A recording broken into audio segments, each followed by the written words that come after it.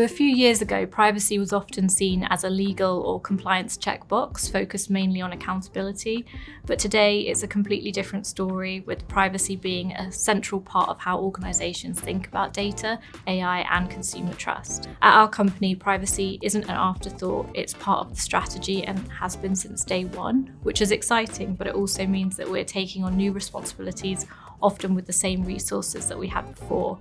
So balancing that while staying compliant is a constant challenge. If I'm honest, a lot of our time still does go into manual, repetitive work, things like maintaining our records of processing activities, vendor assessments, or responding to data subject access requests. Those are important, but they eat up hours that could be spent advising the business on governance or helping shape responsible AI use. And I feel like we're always firefighting instead of actually steering the ship. AI is great at taking the busy work off our plate. It can handle routine tasks quickly and consistently, which does make a huge difference. But when it comes to decisions around risk, context, and business impact, you still do need human judgment. Privacy's rarely black and white, and that nuance can't just be automated. The privacy team of the future won't be buried in administrative work, hopefully, because we'll have AI agents to handle much of the business as usual type of tasks so that we can focus on what really matters, which would be guiding the business, building trust, and shaping responsible innovation. To me, the real skill for the tomorrow's privacy pro will be mastering how to use AI effectively alongside privacy expertise.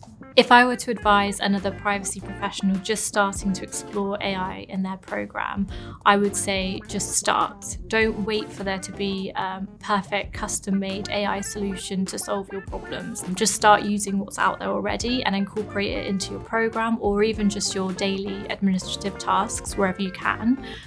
Start with things that are small that need to be checked afterwards. And I would say encourage and empower your team to experiment and get creative with AI tools as well, so then you can all share tips together. A good place to start as a team would be with those repetitive tasks rather than the very big projects, and just build out from there. It's definitely a bit of trial and error, but it's the early days and everyone's in the same boat.